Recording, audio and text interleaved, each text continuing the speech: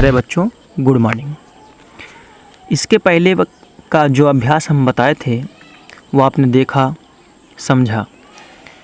हमें ये जानकर अच्छा लगता है कि आप हमारी वीडियो को देखते हैं और कमेंट भी करते हैं। तो इससे हमें प्रेरणा मिलती है कि हम आगे के अभ्यास को बताएं।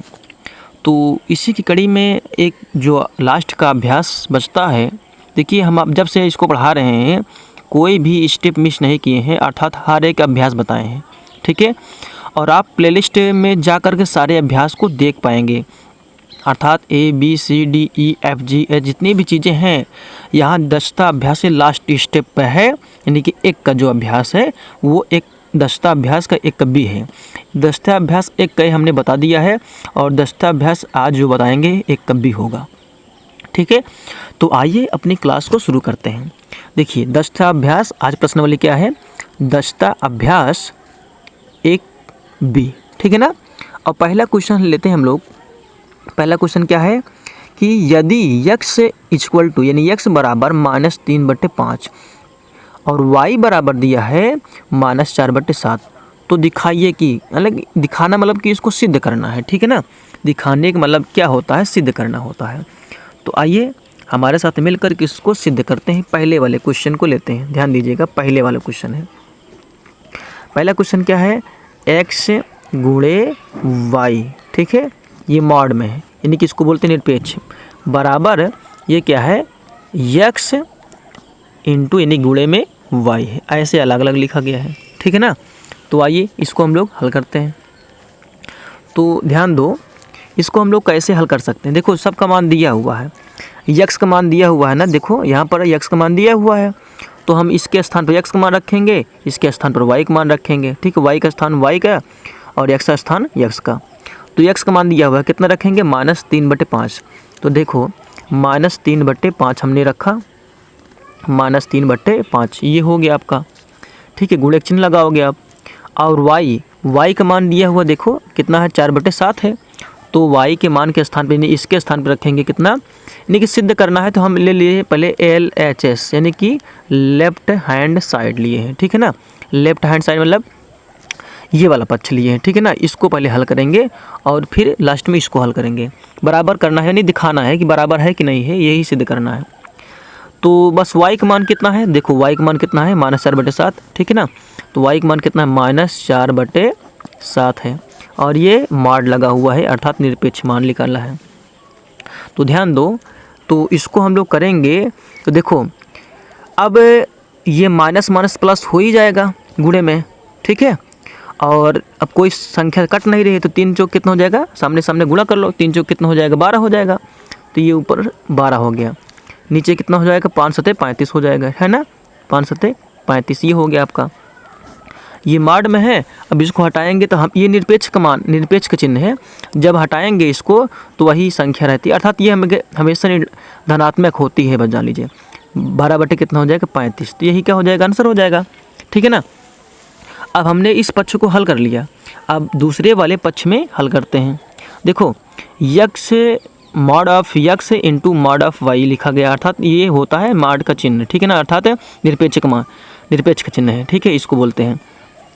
तो x देखो, x बराबर कितना दिया है, -3/5 ना। तो बस ये वाला पक्ष हमने हल कर लिया, ठीक है ना। अब इसके बराबर यानी बराबर चिन्ह लगा हुआ है। अब देखो x का मान रखेंगे कितना, देखो x मान कितना दिया है, यहाँ पर दिया है -3/5 ना, तो वही रखेंगे, कितना रखेंगे यहाँ इसके स्थान पर, तो रखेंगे -3/5, ठीक है। ऐसे हम लिख दिया। लिखने के बाद मान ये लगा है निरपेक्ष मान, ये होता है गुणे, और y का मान कितना हुआ है, देखो -4/7 है, तो हम रखेंगे कितना, -4/7, ठीक है। -4 कितना रखेंगे, 7 रखेंगे। तो y का मान कितना है, -4/7, तो रखेंगे यहाँ पर -4/7, ये है ऐसे में, ठीक है ना।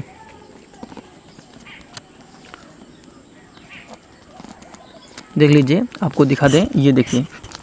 तो अब हम लोग क्या करेंगे, देखो इसका मान दिया है -3/5 और इसका मान दिया है -4/7, तो अब इसको बराबर लगा हुआ है।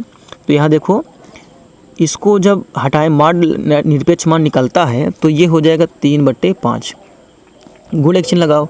अब इसका हम जब हम लोग हल करेंगे जब इसको हम लोग हल करेंगे, इस वाले को हल करेंगे, तो 4 बटे कितना आ जाएगा, 7 हो जाएगा। ठीक है ना। अब देखो 4 तिहाई कितना हो जाएगा, 12, सामने सामने गुणा होगा, कितना हो जाएगा, 4 तिहाई 12 हो जाएगा, और नीचे कितना हो जाएगा, 5 सत्ते कितना हो जाएगा, 35 हो जाएगा। तो आपको दिख रहा होगा, क्या दिख रहा होगा कि 12 बटे 35 इधर भी आया, 12 बटे 35 इधर भी आया। तो हम लोग लास्ट में लिख सकते हैं, क्या लिख सकते हैं, लेफ्ट हैंड साइड बराबर राइट हैंड साइड, ये चीज़ लिख सकते हैं। अर्थात ये दिखाना मतलब कि वो क्वेश्चन में यही कहा जा रहा था कि दिखाइए कि दोनों पक्ष बराबर हैं कि नहीं हैं। तो हमें क्या लगा कि दोनों पक्ष क्या हैं, बराबर हैं। तो पहले वाला हमने हल कर लिया, अब हम लोग हल करेंगे इस वाले को। ठीक है ना। आइए हम लोग मिल करके इस वाले को हल करते हैं, ध्यान दीजिएगा। तो अब देखो ध्यान से, कौन सा लेंगे, सेकंड वाला लेंगे। ठीक है, सेकंड वाला मतलब ये वाला। ठीक है, तो x भागे y। ठीक है, अब ये लगा है मॉड बराबर मॉड ऑफ x भागे y, ऐसा लिखा गया है। तो देखिएगा हम लोग कैसे हल करेंगे। अब देखो इसका मान दिया हुआ, ध्यान दो, इसका मान दिया हुआ है, यानी x का मान दिया हुआ है, कितना दिया गया है, -3/5 है ना, कितना दिया है, -3/5। तो इसके स्थान पर रखेंगे वही -3/5, तो -3/5 भाग एक चिन्ह है ये।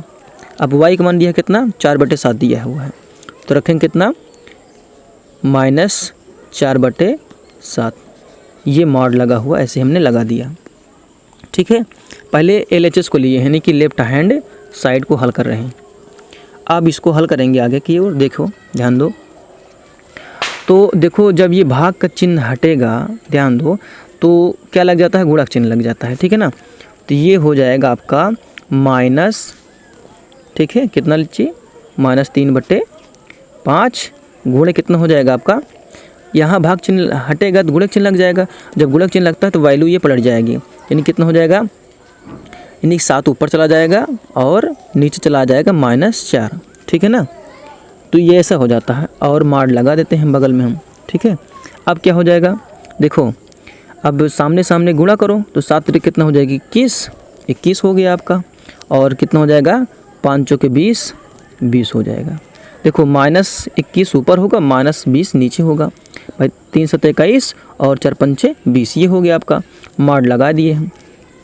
अब जब मार हटेगा तो क्या हो जाएगा, ये हो जाएगा 21/20 आपका आंसर हो जाएगा, है ना। ये इसको हटाएंगे, वैसे भी आंसर और हर में था माइनस कट जाता। ठीक है ना। तो ये इस वाले पक्ष में ये चीज़ आ गया। अब हम ले चलेंगे इस वाले पक्ष को हल करेंगे। ठीक है, ध्यान दीजिएगा। तो x मान दिया है और y का मान भी दिया गया है ना। देखो x यानी मॉड ऑफ x भागे मॉड ऑफ y, तो x का मान कितना है, -3/5। तो इसको भी हम हल करेंगे RHS लेकर के, RHS। ठीक है, अब सबका मान दिया गया है। ठीक है ना, x और y का मान दिया है, आप देख सकते हैं, इसको दिख रहा होगा कि x और ये y का मान है। तो इसके स्थान पर x का मान रखेंगे, कितना हो जाएगा, -3/5। ठीक है, -3/5 मॉड में है, ये बना। भागक चिन्ह लगाएंगे y का मान दिख रहा होगा आपको 4/7, यानी -4/7, ये हो गया आपका। अब ये हमने ऐसे लगा दिया। ठीक है, अब हम लोग इसको हल करेंगे।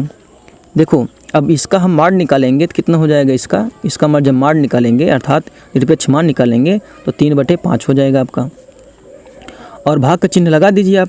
इसका जब निकालोगे तो आपको पता है कि जो निरपेक्ष मान होता है वो कभी ऋणात्मक में नहीं हो सकता है, अर्थात हमेशा धनात्मक में आता है। ठीक है ना।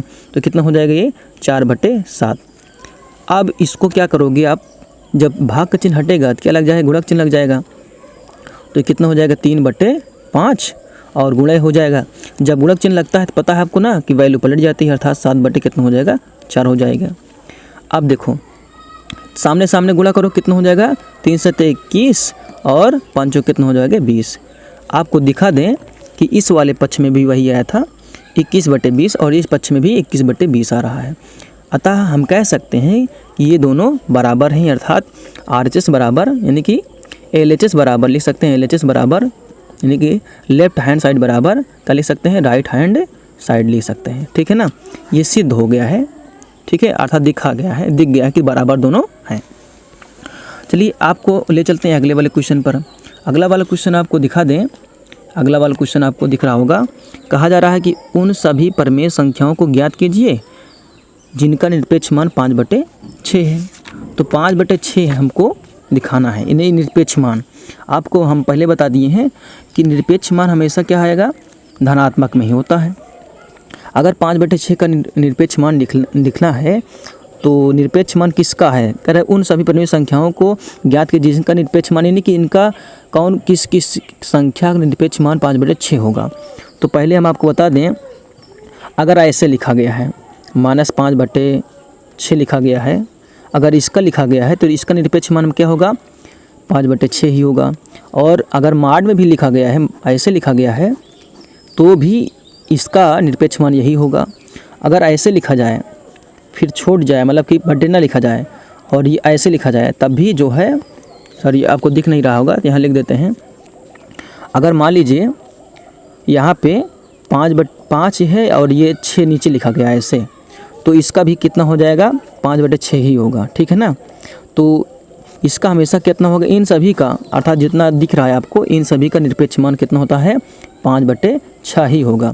आपको बता दें कि 0 का निरपेक्ष मान हमेशा 0 होता है, और माइनस जो चीज़ें होती हैं, अर्थात परमेय संख्या माइनस अगर दिया है तो उसका जो निरपेक्ष मान हम लोग निकालेंगे तो वो क्या हो जाएगा, धनात्मक होती है, ठीक है। तो हम कह सकते हैं कि जो निरपेक्ष मान होता है वो हमेशा पॉजिटिव में होता है। तो ये अभ्यास बहुत ईजी है, हम कह सकते हैं, क्योंकि ये दशतक मतलब होता है कि जो पीछे हम आपको पढ़ चुके हैं वही सब देता है।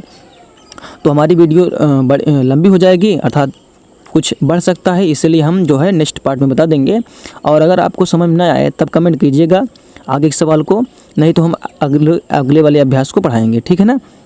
आज के लिए बस इतना ही, और ये अगर वीडियो समझ में आई हो तो आप अपने दोस्तों को भी शेयर कर सकते हैं।